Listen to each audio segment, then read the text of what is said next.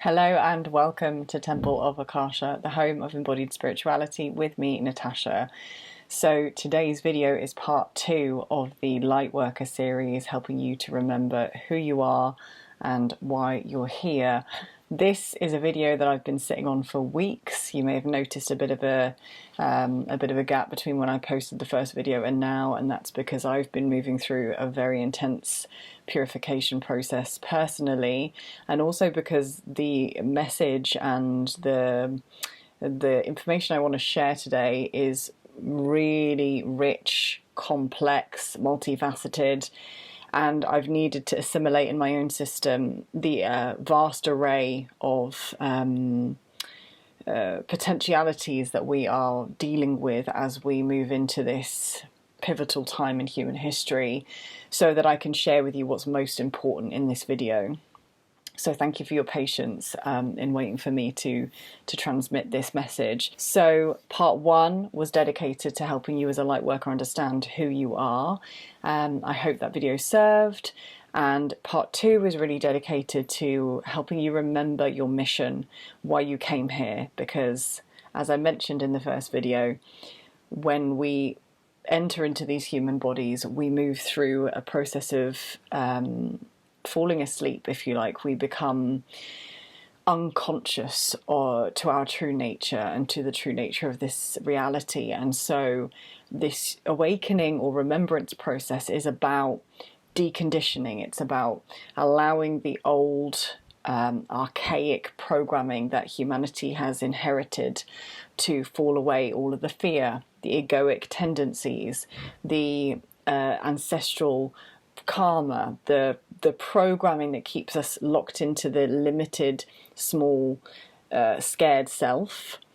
Our duty as light workers is to purge this, to release this, so that we can expand and anchor into our divinity and anchor that divine frequency here on earth. So to descend consciously into our humanity. And so understanding why you're here is so important, because as we go through this process as humans, we can get completely identified and locked into the intense suffering that many light workers go through, the intense trauma and polarization, and we can forget that there is a divine mission underpinning the reason why we're experiencing so much polarity, the reason why we're experiencing so much maybe pain, so much dissolution, so much death and rebirth. The reason that we are, as light workers and starseeds, tasked with going through these quite difficult human paths. This is the theme I see throughout the light worker community. Almost everyone I know who has the markers of a light worker has been through a really intense time as a human. You know, this incarnation for them has been challenging, especially since childhood, or especially during their childhood. And we spend the rest of our lives healing from those experiences, trying to understand the patterns, the tendencies that have underpinned dysfunction in our lives, trying to move away from the scared small self that is the ego and move more towards anchoring the soul and the soul's frequency. And so with today's message, we're going to focus on the mission and how this serves the collective when we as light workers are fulfilling our mission, how we help to serve and support the whole.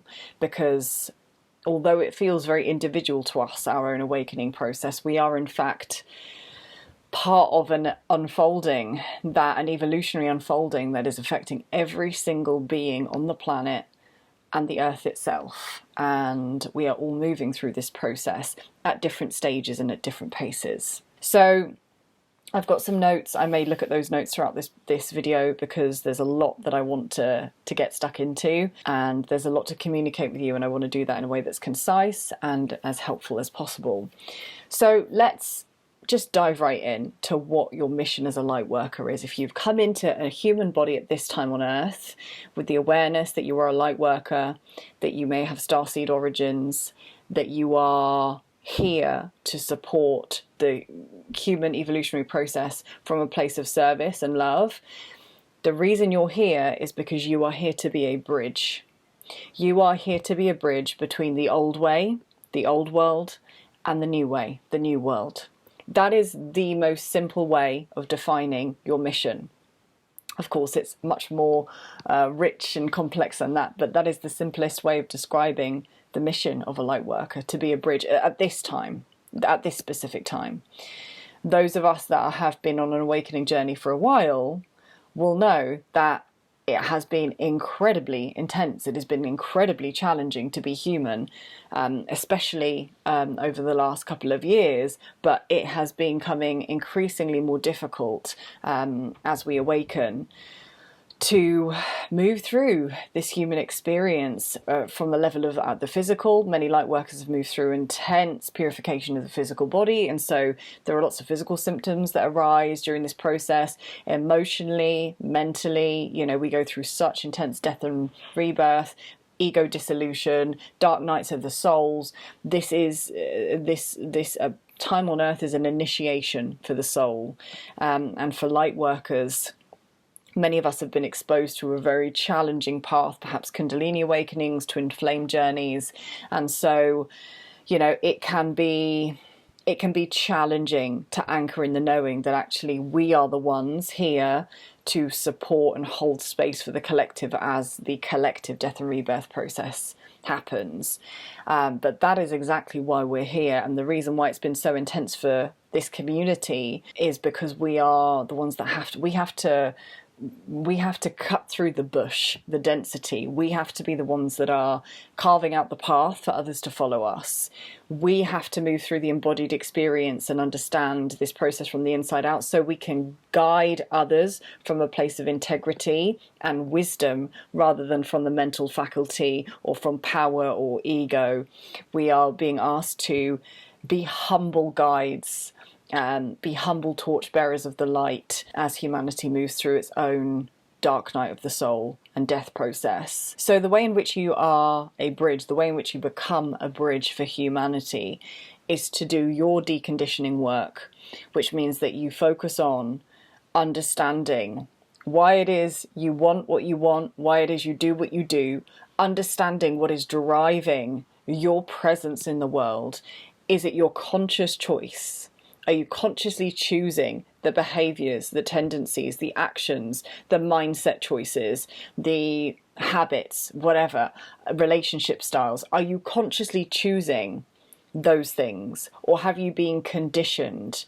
Have you been exposed to ways of being by your family, by society?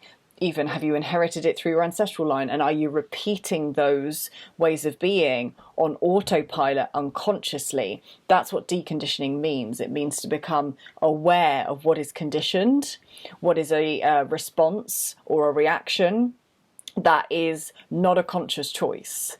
It's something that has been innately programmed in the subconscious. So really deconditioning is purging the subconscious of anything that does not serve our highest truth and our highest alignment. This is how we become bridges. We decondition. And from that place of being deconditioned, being clearer in our consciousness of our true essence, our true nature, and of our own true unique frequency and how we want to move through the world, from that place we anchor that divine knowing and frequency in the human body and experience. So for me, the way in which we become bridges from this world to the new earth is by becoming embodiments of that, is by becoming our highest expression so that our world reflects that, right? If we want to see the change in the world, we become the change. That is what we're being asked to do as light workers, to become humble, heart-led anchors of light and awareness. And from that place, we create a container for humanity. We hold space for humanity energetically, so that there is some level of safety, containment, energetic holding for humanity to move through this very intense collective purification process that's about to unfold. And I'm going to go into more detail about what that means, why it's happening, and what it's going to look like in a moment. So we have come in at this time on Earth to be bridges between the Piscean age, the age of Pisces, which was an astrological age that lasted around 2,500 years, We are here to be bridges between that astrological age and the age that is now dawning, the age of Aquarius. You've probably heard about this before. This is another 2,500 year astrological age that, you know, there are approximate dates thrown around about when it really began to unfold. Some say it was 2012, some say it was 2020. We are at the very beginning of this astrological age now. And there are certain markers for this, Pluto going into Aquarius being one of them, which I'll speak about in a moment. But we've got certain markers that show that we are now in this process of transition into a new astrological age. And so with this new astrological age comes an entirely new way of being for humanity. If you look at where we were 2,500 years ago, right, the societal landscape is of course transformed. It's a very different place to be as a human now to where it was 2,500 years ago. So we are now moving into a time of great change, of great evolution again as the age of Aquarius unfolds. And to me, I've spoken about this before in other videos, the evolutionary process is much like a spiral. So we've moved through, of course, many ages, many astrological ages since we've been here incarnated on Earth in bodies. And the more we move through, the more revolutions, the more cycles we move through, the more refined we're becoming as a species, or that's the potential anyway. And so we are being asked to refine our consciousness in this new astrological age. The age of Pisces was a time of really deep longing to merge with the divine. So there was a real hunger for spirituality during this age, and we obviously saw this with the birth of monotheistic religions during this age, with, of course, Jesus being the most prominent religious / spiritual figure of that time too. There was a real longing and hunger to merge with the divine, but because there wasn't a great amount of collective conscious awareness at the time, there was a lot of unconsciousness and a lot of ego. That desire for us to merge with God, for us to commune with God, was taken advantage of by a lot of people within certain institutions like the church, who had agendas to assert their power over others by suggesting that God was, a being or a force that could condemn, that would cast, blame and would punish and essentially created a kind of image of God as this force to be feared, and therefore created this hierarchy where only certain people were considered worthy enough to commune with God, and there were gatekeepers to God, and there were institutions and systems that you had to abide by rules of in order to be able to have access to that divine frequency and that divine communion. This is a fallacy.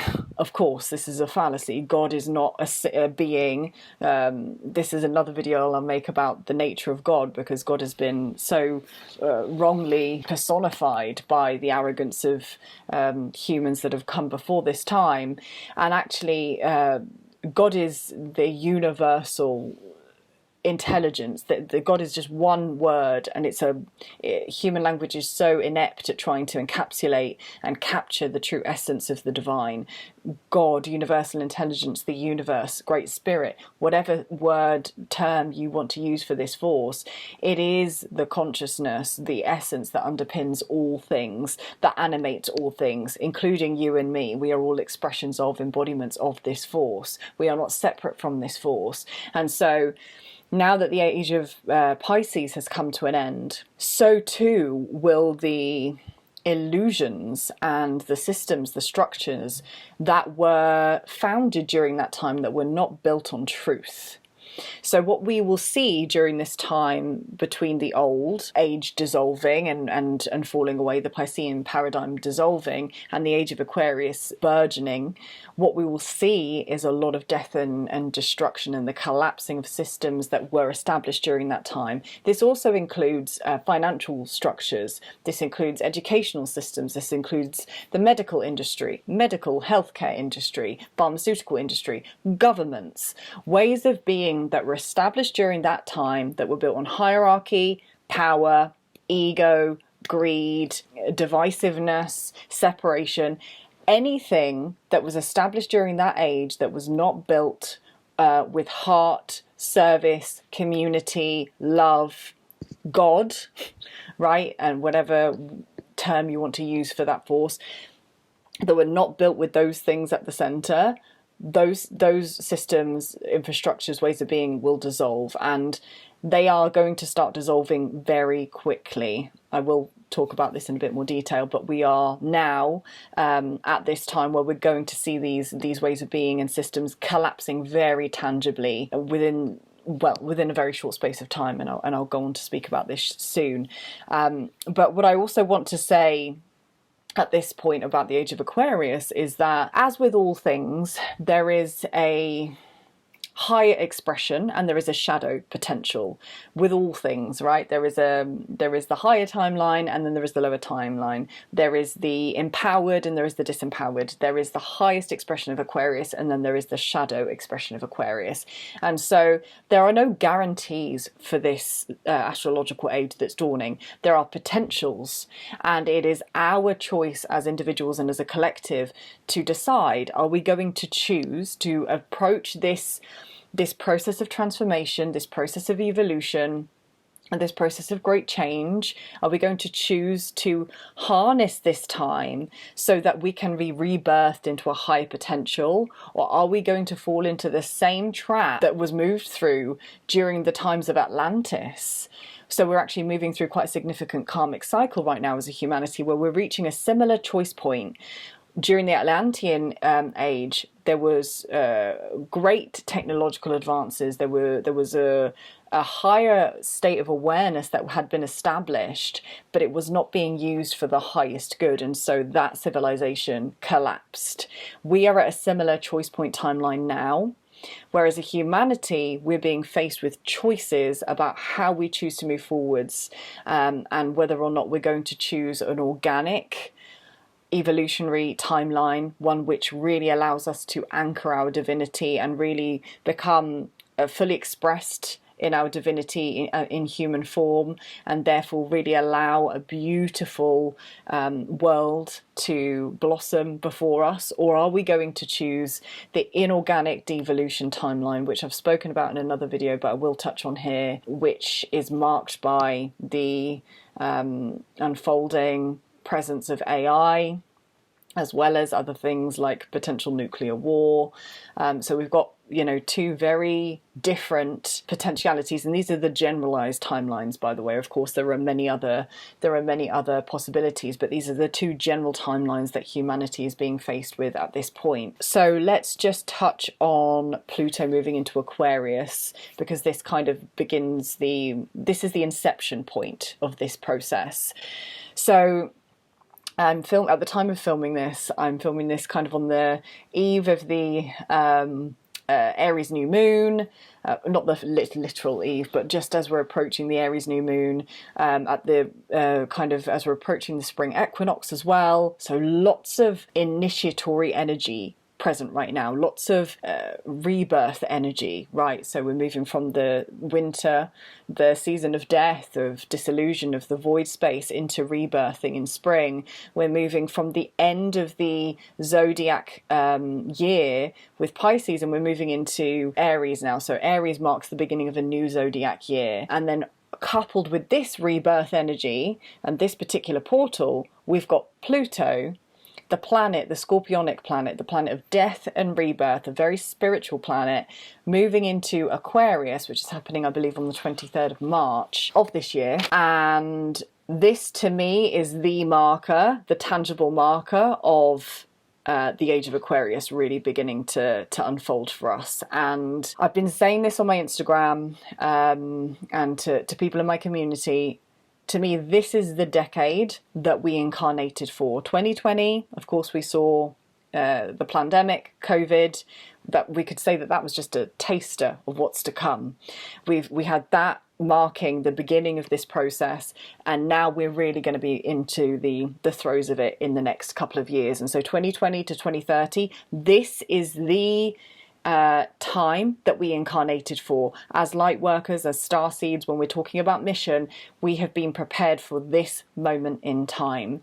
This is the moment that we chose to come in and hold space for. This is why we've been moved through such intense purification, many of us, at a very quick rate. I know I am not the only person to have moved through very rapid ascension and awakening within a fairly short space of time, almost at a dangerous level, because I know I've had to get ready for what's coming, and that's the case with many of you also. I know many of you have reached out to me after my Kundalini Awakening video saying that you've also been through terribly brutal Kundalini awakenings, spontaneous awakenings, twin flame journeys.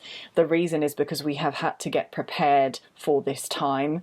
We, as I said before, we are the bridges. We are the ones that are going to be asked by Spirit to hold space for what's coming for humanity. There have to be anchors in this. There have to be beings that are anchored in conscious awareness that can hold space and not drown in the waves that are coming, because this is really the choice that humanity is going to be faced with. There are many, many waves that are being generated as the age of Aquarius unfolds. Are we going to surf those waves if we have spiritual practices, if we've built spiritual resilience, if we're emotionally mature and we've developed our emotional center, the solar plexus, which is the center of individuality and personal power, empowerment.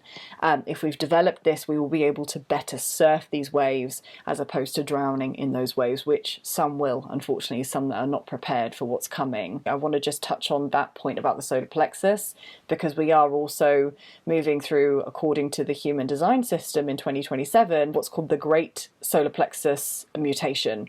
And this is the mutation of the solar plexus energy center, and it's a huge evolutionary shift. So it's a shift that, of course, coincides with everything else that is happening. The lens through which human design says we are evolving, essentially. So it's actually an evolution of the human species itself. Moving from mental awareness to embodied emotional and experiential awareness. That's not something I'm going to talk about in great detail here, but 2027 is the year that this process is really taking shape and taking hold. We're in the preparatory stage for that now, which again is why so many of us are moving through intense purification, especially of the solar plexus. One of the reasons I've had to take so much time out of my work at the moment is because I've been moving through such intense purification of my solar plexus. I still am. It's been so intense, but this is the center that allows us to become empowered instead of being anchored in victimhood. This is the center that allows us to be boundaried, to be anchored in our sense of personal power, to be anchored in a sense of true divine self-worth, as opposed to egoic kind of narcissistic worth. It's our ability to connect to our individuality, but in terms of our unique genius, right? So really anchored in our unique value and worth from a non-egoic perspective. So this is huge. There are so many very important processes unfolding simultaneously. And I wanted to just touch on that with regards to the Great Solar Plexus Mutation. So let's come back to Pluto in Aquarius. Pluto is in Aquarius once every 248 years. So it takes Pluto around 20 plus or minus a few years to move through each sign. And so the last time Pluto was in Aquarius was in 1777, I believe. And Pluto will be in Aquarius until 2044. And the last time Pluto was in Aquarius, there was the American Revolution, the French Revolution, and of course we also had the Industrial Revolution, which was kind of burgeoning at that time as well. Whenever Pluto is in Aquarius, there is radical change at the collective level. So let's just talk about these two energies that are dancing together at this time. So Pluto, as I mentioned before, the planet of death, rebirth, it's scorpionic, so it's associated with Scorpio, it's associated with power, it's also a very spiritual planet. The archetypal energy of Pluto is very spiritual. We've then got Pluto, this planet of death and rebirth, dancing with Aquarius. Aquarius is the visionary, the pioneer, the revolutionary. Aquarius is the higher mind. So it's an air energy. It is associated with the kind of mental element, but it's being able to tap into our highest mind, our highest states of innovation, if you like. So we're really trying to innovate when we're in Aquarius. We're trying to progress. Aquarius is also a very humanitarian sign. So it's very concerned with the collective. I have a lot of planets in Aquarius, and so I'm quite familiar with this energy. And what I will say about Aquarius is it is the most emotionally detached sign, because it is a mental sign, and it tends to take the higher view. So it tends to look at the whole, the functioning of the whole, and how the whole can be progressed, how the whole can be evolved. So when we've got Pluto dancing with Aquarius, what we're looking at is a time where humanity is going to be asked to radically change, radically transform, radically shift into states where we progress. And we're going to technology is also a real marker of Aquarius energy, and so we're going to see this mostly, I feel, with our kind of technological advancements. This is where the Aquarius energy can either express in its highest form or in its shadow form. And I want to just talk about the timelines that are potentially going to unfold as a result of that. But Pluto in Aquarius is really this time of the inception of the age of Aquarius. It's this time where all of the death, dissolution, collapsing of the old is going to be really tangibly seen on the world stage. So we're going to see collective infrastructures collapsing, the banking system, the medical, healthcare, pharmaceutical industry. We're going to see government systems collapsing. We're going to see the very ways in which we move through the world societally. They're going to shift radically during this time. And I think within the next couple of years, we're going to see very, very radical shifts in how we operate as a humanity and as a species. And this is, of course, just the beginning of this process. So the reason why Pluto moving into Aquarius is so significant is because we have the opportunity at this point, as this process is just beginning, to set the tone of this age, of this astrological age. And this is where we've got the highest expression and the higher timeline that humanity could choose, or the lower expression, the shadow timeline that humanity may choose subconsciously. And so what I want to just touch on now is what those two timelines look like with regards to the age of Aquarius, because really this is what the mission comes down to. It's trying our utmost to support the anchoring of this higher timeline for humanity, so that this age that we are embarking on as a collective, and of course with the earth, is supportive as opposed to destructive in a negative or in a disempowering way. So the highest expression of the age of Aquarius, and the highest expression of the sign of Aquarius in general, is the energy of community, the energy of collaboration, the energy of communion with one another. It's moving from me to we. So it's really humanitarian. It's really considerate of others, of the whole. It's really considerate of what's going to truly serve progression, right? And so with the highest expression of Aquarius, we are also looking at technology, the flowering of new technology, and I feel that can express in its highest form with us utilizing sound, frequency, vibration to support radical healing, to support the generation of free energy, to support humanity living in a way that is more symbiotic with the earth and harnesses our organic potential as humans, who are, of course, multidimensional beings. So for me, the highest expression of this is to really create a world that works more symbiotically and more harmoniously as a whole unit. And really, this is because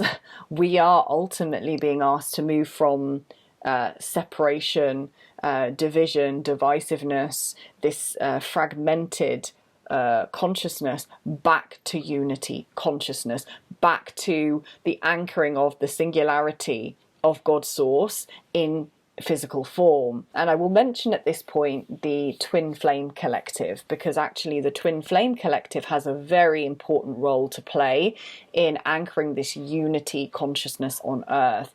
The primary reason that there are incarnated twins on planet Earth, and the reason for the twin flame journey, is because the twins, when they come together, when they are in alignment, and when they come into a physical union, they create a morphogenic field. They create an entire energy field of unity consciousness.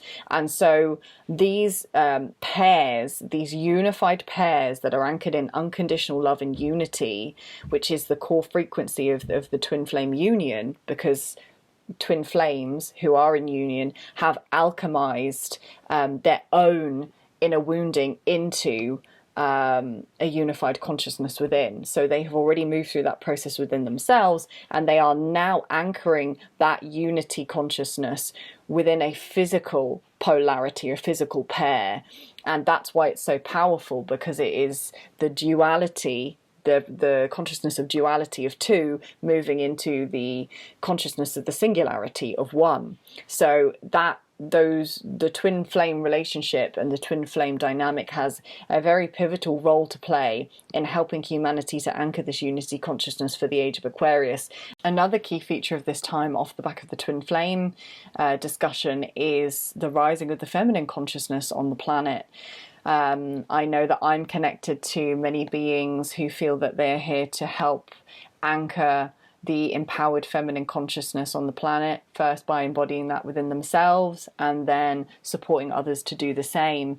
And the reason this is so important is because, especially for the last paradigm, for the last 2,500 years during the age of Pisces, there has been a real fixation on and dominance of the masculine polarity of consciousness. Now, I am not someone that is calling out masculinity. I don't believe in this culture of toxic masculinity as such.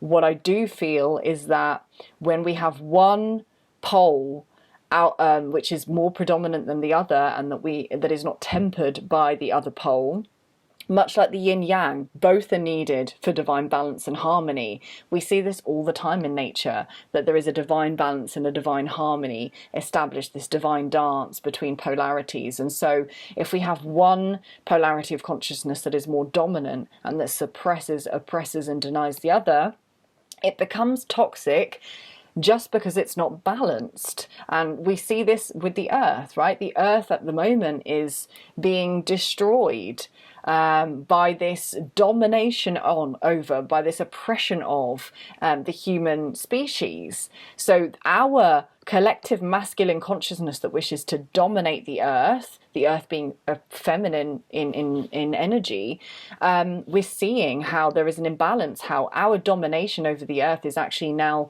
getting us to a point where we are creating such imbalance and disharmony, where the earth may no longer be habitable in the next couple of 100 years, because our way of being is becoming so destructive, because it's not being tempered with synergy, with harmony, with respect, and for that feminine principle. And so the same is happening now within the human consciousness. We are being asked to recognize that we've been living and working predominantly from the masculine pole of consciousness, which is the doing self, the doing, the building, the active principle. It's the energy of focus, it's the energy of direction. It's very centered on wanting to be in that energy of perhaps the mind, mental stimulation, logic, reason, intellectualism. And so if we live too much in that realm, what happens is we get disconnected from the body, we get disconnected from the roots, we get disconnected from the heart, we get disconnected from the multidimensionality of what it means to be a spiritual being in a human body. We get completely identified with the physical, with the 3D. And so we are being asked now to activate and temper the masculine pole of consciousness, which has manifested as the patriarchy in its imbalanced form, with the feminine pole of consciousness. Not to assert one over the other, right? This is important, because I see this far too much of people shaming one pole of consciousness and trying to elevate the other above it. That's not the way either. For as long as we're trying to have power over, for as long as we're in these ego dynamics and power struggles, we're not in divine balance and harmony. What we're trying to establish now is mutual respect, understanding that we need the masculine pole of consciousness within ourselves and within the collective. I'm doing intense alchemical work right now with my own inner polarity, and I'm seeing how that pole, when it's moved from its shadow expression of oppression, domination, power over, when it is no longer belittling the feminine consciousness, what it does in its most empowered form is it creates a container of safety, stability, security, protection. It creates a holding space for the feminine to do her beautiful, creative, sensual, expressive work in the world. And so for my own personal example, now I'm beginning to embody, I'm on a, it's a process, I'm beginning to embody more of this masculine pole of my consciousness. I am beginning to take action now from an empowered place, not from a place of fear, not from a place of even trying to prove my worth or value, but I'm really beginning to take action because I'm feeling like that's what most serves myself, because actually in taking action I can begin to animate the feminine flow of creativity and expression that wants to move through me and wants to move up and out into the world. What happens if we're imbalanced in that feminine pole of our consciousness is that we have lots of creative energy, but it doesn't go anywhere. It's like water on a floodplain. It's just wasted potential. And so we need, just as we need both an egg and a sperm to alchemize and create life, we need the masculine and feminine poles of consciousness to dance and harmonize together for us to be our highest potential expression and embodiment. And this is where the inner union work comes in. And this is also the process that we're being asked to move through now within the collective, coming into balance and harmony within these poles of consciousness. And so with the age of Aquarius, we're also going to see radical shifts in our ways of relating to one another. We're going to see, I feel, very significant shifts in how we approach romantic relationships, family. We are living at the moment in a way, for me, that is highly unnatural with regards to how we approach family. The nuclear family is not the highest expression of how we can raise children, of how we can operate as a society. It's very fragmented. It is, again, anchored in that paradigm of wanting to separate, when actually I believe and feel very strongly that the age of Aquarius has the potential to help us move back into communal living in various forms. That may not be, everyone moving on to shared land and living in tiny homes, although that's certainly my personal dream. But it will, I believe, have the potential to help us move back into states of collaboration, where we move back to that wisdom that our ancestors that it takes a village to raise a child, that we are here to support one another, to work and live and love in collaboration with one another, as opposed to in this very separate, regimented, rigid way where it's kind of service to self. So we're really, with the age of Aquarius, being invited to move into a much more harmonious and unified way of being. Now, of course, we've got the shadow expression of this. This is what I call the devolution timeline. And this is what the negative, or we could say the shadow forces, the dark forces, the NWO, the cabal, this is the timeline that they would like humanity to unconsciously choose and manifest. And this is the timeline where, instead of harnessing and connecting with our organic technology and potential, which is our multidimensionality as spiritual beings manifested as humans, right?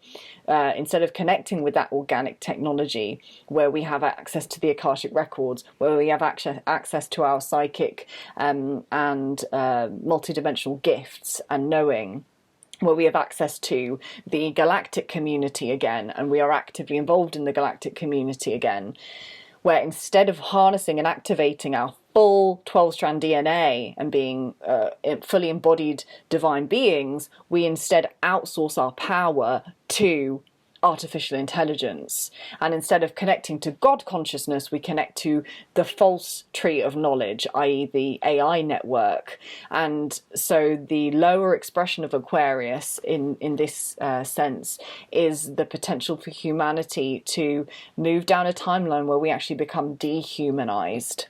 So instead of actually moving more towards heart, more towards love, more towards unity, we move further into separation, the separation of our communities, further still the separation in our consciousness where we become more egoically identified, the separation in terms of how we perceive reality, right, with technologies like virtual reality as well as biotechnology, so implantable tech, whether that's in our wrists or even technologies like Neuralink, where, you know, it's implanted technology in the brain to connect individuals to the AI network and to the artificial inorganic kind of network of knowledge.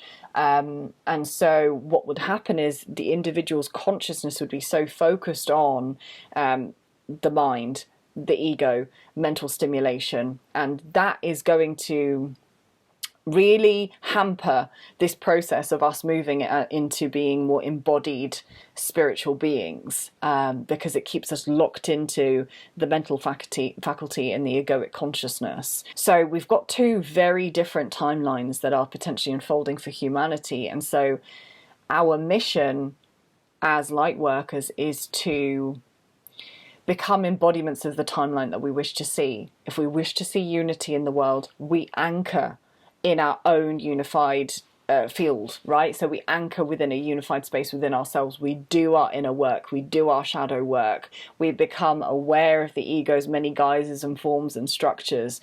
We begin the marriage of our masculine and feminine polarities within. If we're in twin flame dynamics, we do as much as we can to use the twin, which is the point of the dynamic, to use the twin as a mirror for what inner work and what inner unification needs to happen for ourselves, and then potentially moving into physical union so that we can support the frequency of union being amplified on the planet. This is the moment. This is the moment. So we're kind of at that point where 5-10 years ago we had time to play with. Not much time. This was still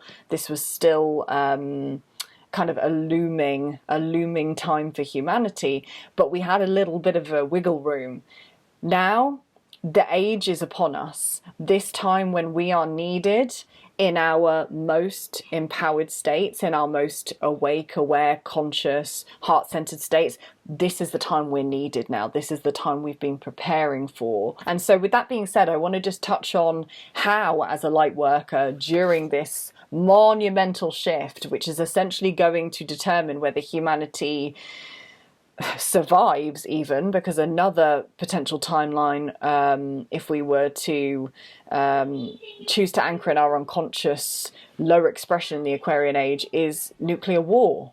That is another expression of the separation consciousness, right, of us versus them, tribe mentality. So there is a lot at stake right now. And so how can you as a light worker serve during this time? How can you do everything that you came here to do so that you can be an anchor, you can be a bridge, and that you can support this process of us choosing the organic ascension timeline for humanity? There are a couple of things I want to mention. The first is deconditioning. We cannot serve and support humanity until we have done the inner work ourselves. I've said this at the beginning of the video, but we are being asked to be embodiments of this process. in the past, in the old systems and the old ways of being, the old ways of guiding, of leading, they were from the mental capacity, right? You go and study something, you go and get a qualification, you go and do some training, you become, very well equipped intellectually to be able to lead others. That is the old way. The new qualification is your embodiment. It's your embodied experience and wisdom. It's your experiential knowing. That is what true God-led leadership looks like. Being able to say that I've walked through the fire myself, I can empathize with you, I feel you, and I've been through that process. I know that it's not easy, and I've had to get myself out of that from the inside out, so this is what we're being asked to do as we purify first as light workers, as star seeds on this path. We're being asked to move through this process of death, rebirth, dark nights of the souls. We have to move through it first. We equip ourselves with the tools, the understanding. We understand this terrain. We understand these hell realms so that we can support others when they are in that space. And there will be many, many people over the next decade, especially, I feel, that are going to be plunged into very dark spaces, who have not been adequately prepared for what's coming, and they're going to need to be held. We're going to see a real, I think, sharp increase in mental health issues, especially with the younger generation. I think we are going to have so many individuals that will be in immense struggle as this death and rebirth process happens, because let's be honest, the human nature, from the kind of biological evolutionary standpoint up until this point, is that we are resistant to change. We don't want to change. To the egoic consciousness, which is linked to the animal body, change is dangerous, it's unknown, it's risky. We would much rather stay complacent, we would much rather stay comfortable, but that's not what the highest timeline is. That's not what the evolutionary process from the perspective of consciousness is about. We're here to grow, expand, and become fully embodied and awake and aware, and to do that we must move beyond our comfortable parameters. In fact, we must dissolve those comfortable parameters so that we can really become open, clear channels for spirit to inhabit. So we are being asked to serve now, and we do that by deconditioning. So that is, as I said, doing our inner work, doing our shadow work, taking responsibility. This is huge. Taking responsibility for the fact that we are expressions of God consciousness, source, universal intelligence, and therefore we create the reality we're experiencing from our state of consciousness, from our mindset, from our embodied vibration and frequency.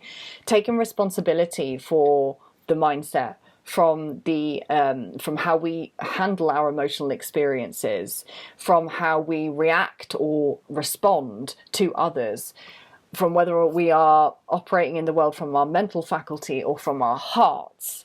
We have to take responsibility now. This is another big marker of the age of Aquarius, really becoming empowered, centered individuals. The Piscean age was a boundaryless time. Piscean energy is very boundaryless. It's the most kind of, to me, the most esoteric spiritual sign. It's the most it's like very blended, watery energy, right? It's boundaryless. It's wanting to merge. And so boundaries were notoriously poor during the Piscean paradigm when it came to personal empowerment. This is going to change for the age of Aquarius. And so for us to be anchored in our highest potential and timeline, we have to first move through the process of rooting out behaviors in victimhood, behaviors in disempowerment, in low self-worth, and fallacies around our worth even, so that we can become empowered and so that we can become embodied in our true nature and essence.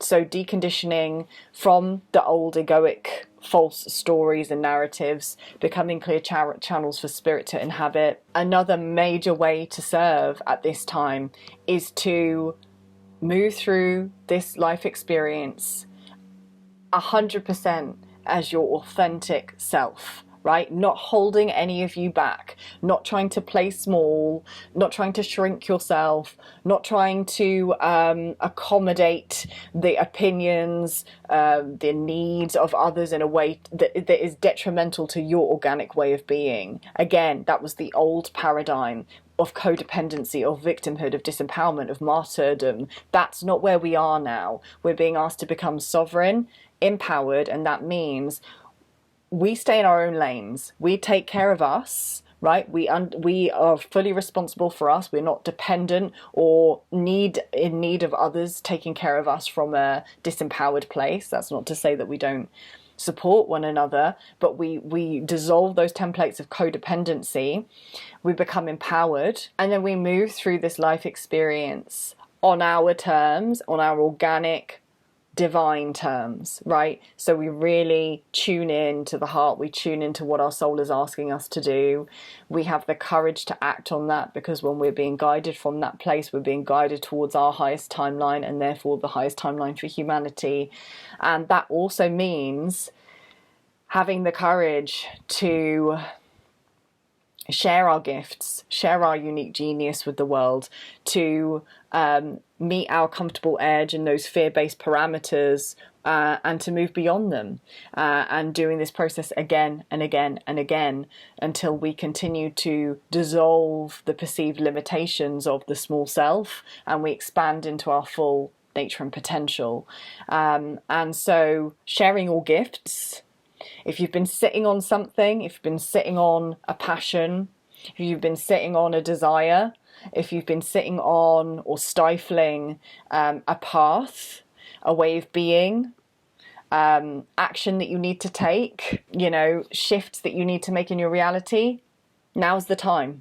Now's the time to ignite that fire of courage within your being and to say, I'm going to do this, not just for myself, but because I know it supports the liberation of humanity too.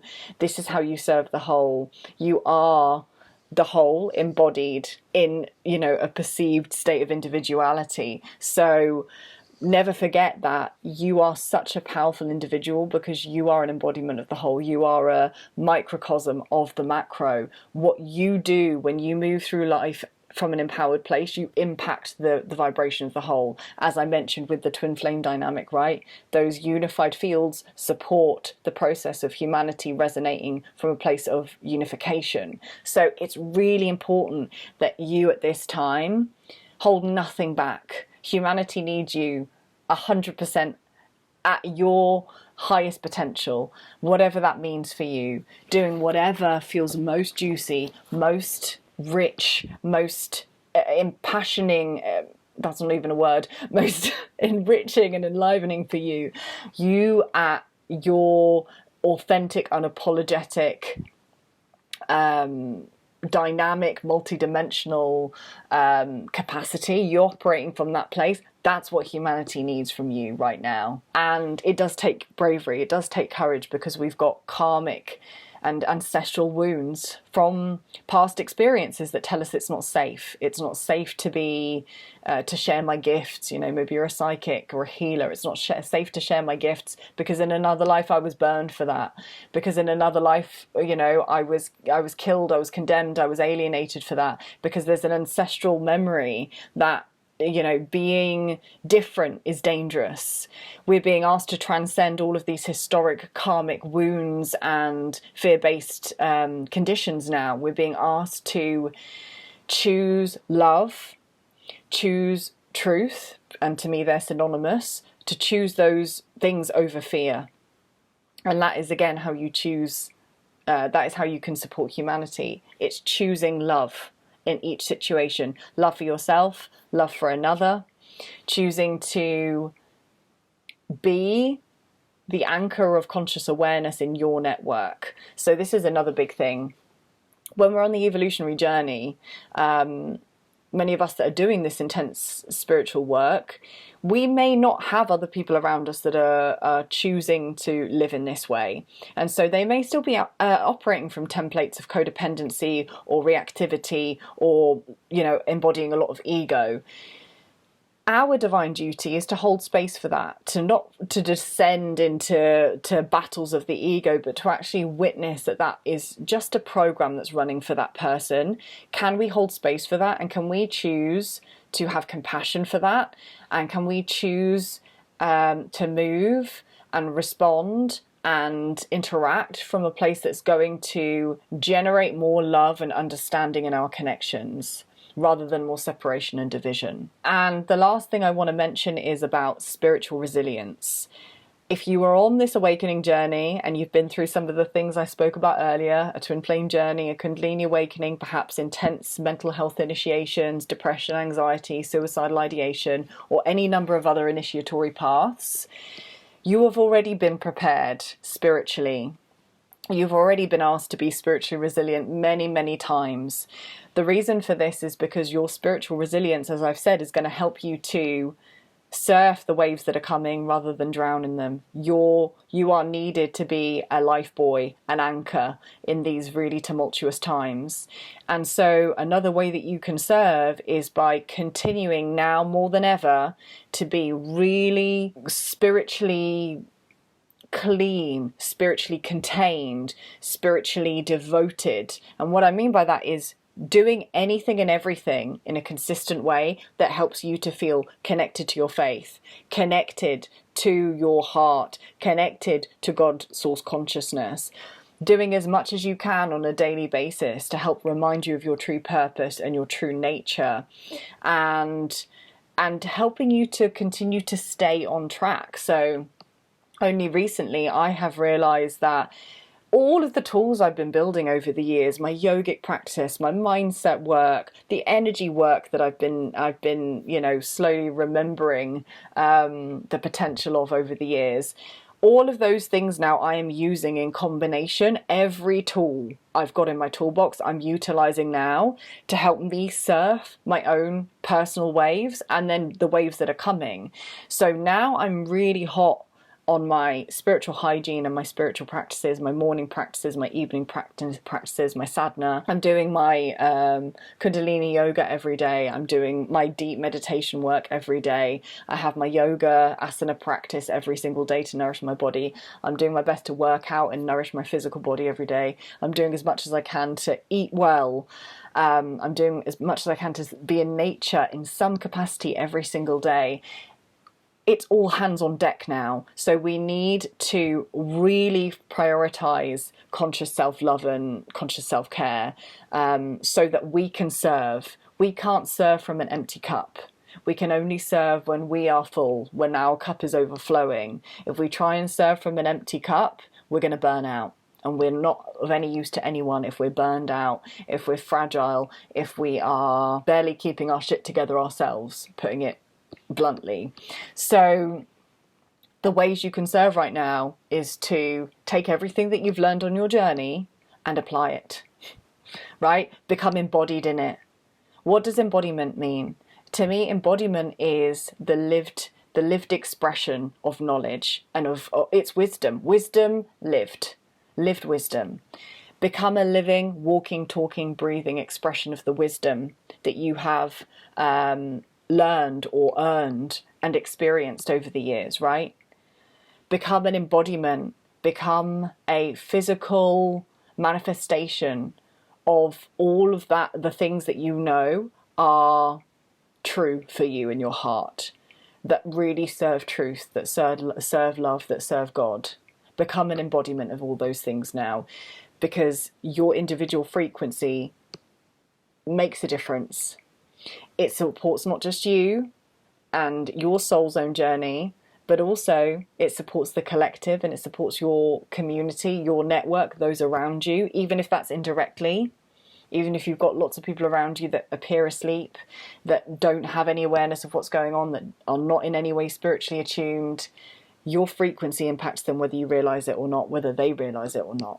So continue to be anchored in your highest potential and know that you are serving when you are focused on that and aligned to that. So I think I'm going to wrap it up there. This is a much longer video than I thought it would be, but I needed to share what I needed to share. To be honest, this could have been like a 9-hour webinar series. There's so much content to get through. I wrote 7 pages, but I hope what I've shared today is helpful.